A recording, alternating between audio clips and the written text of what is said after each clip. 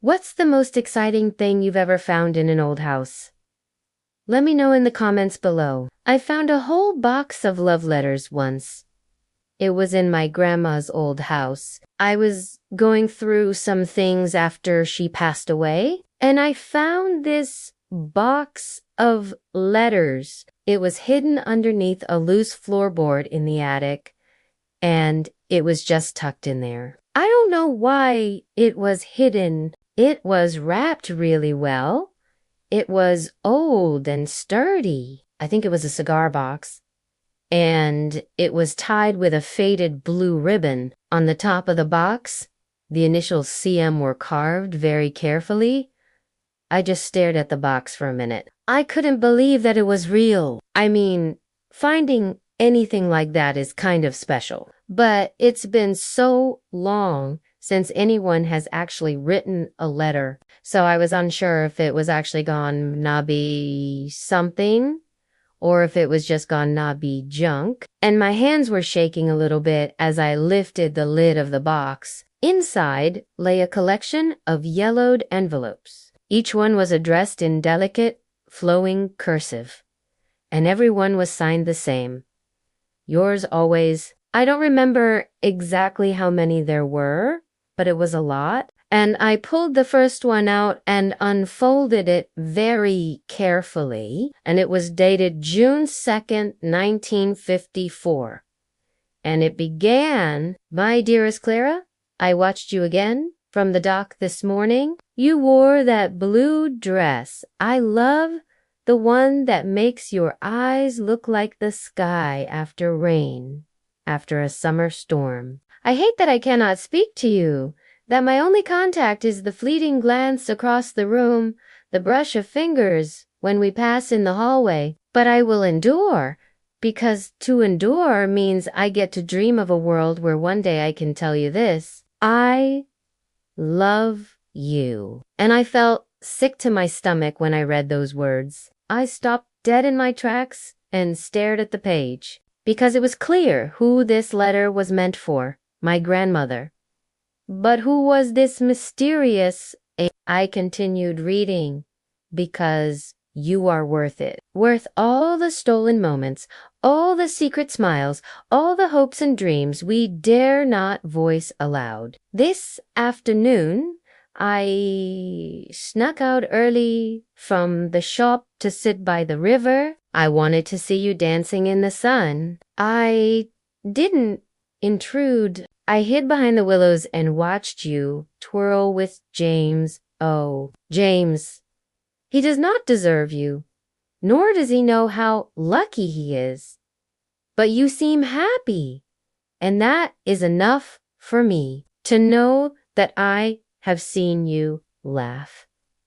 Emily, I'm sorry. I don't want to read it. I can't hear it anymore. I'm sorry." I keep replaying the moment I found the letters over and over in my mind. I don't know why. I don't know why they would be hidden. And I keep replaying the moment I read those words. I love you. Why would they be hidden? Why wouldn't they be shouting it from a rooftop? June 2nd, 1954. Every one of those letters was dated between 1954 and 1956. That's less than 3 years. And every single one was signed. Yours always, A. There was something so sweet and hopeful about the letters. They were poetic, raw, intimate, heartbreaking, funny, flirtatious. Through the letters, I got to see my grandmother in a way I never knew her. I knew she'd been a free spirit, someone who liked to explore and travel, but she'd never spoken of any of this. And I learned about the woman she'd loved, this woman named Anne, who she might have married if she could have. And I learned about a time when being gay was not okay. I learned about the choices people make out of love, out of fear, out of duty. Emily, I'm so sorry. It's not fair. It's not fair that these letters were hidden. It's not fair that they were separated. It's not fair that my grandmother died without telling Anne how she felt about her. But they did leave each other a piece of themselves through their letters. And that's something. Emily, I'm so sorry. When I gave the letters back to Anne, I told her I'd be switching phone carriers. I didn't need this box anymore. And the next day, I woke up early and headed out to the cottage. I spent a week there. I didn't leave. I didn't talk to anyone. I pored over every letter, mapped the story of these two women whose love was never spoken aloud, but who lived so fiercely in the space between two hearts, and I imagined them walking hand in hand in the meadow, reading poetry to each other, sharing secrets under a blanket of stars, dancing at dusk, running in the rain, kissing under the willow tree. I saw them everywhere. Emily, you don't understand. The letters were all dated before Clara met her future husband, John. She must have given up on Anne to be with him. And I wondered why. Did she love John? Did she love him the way she loved Anne? Or was it a different kind of love? Safer? Quieter? More expected? I wondered what happened to Anne. And then one of the later letters gave me the answer I needed. October 12th, 1955. Clara, I saw your engagement notice in the paper. I can't pretend it didn't hurt, but I understand. We live in a world that doesn't allow what we had. Maybe it never did. I'm so glad you found happiness. True happiness.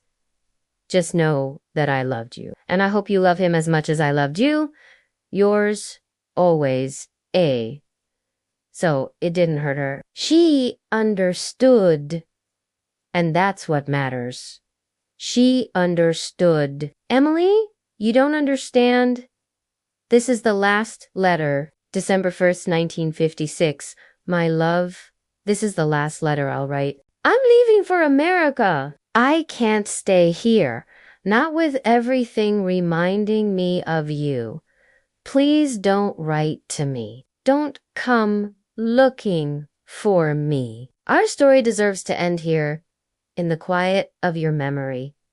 I hope you find joy, even if not with me. But if ever you find this box, please know I loved you. Please know you were seen, cherished, and held in my heart every single day. Yours, always, A. Emily. You don't understand. After she found the box, Anne put it in her suitcase and brought it with her for the rest of her life. It took me months to get her to let go of it, and the last letter was hard to part with. But she deserved to move on. She deserves to be happy. Emily, you don't understand. I've been holding on to the past for so long, and when I read those letters, I realized I wasn't the only one. I finally understood why my grandmother never let go, and I finally understood what it meant to be loved. Emily, you don't understand. I'm done asking her to explain it. I'm done asking her to tell me more. I'm letting her be Anne, and I'm letting her love Clara. That's enough. I think that's enough.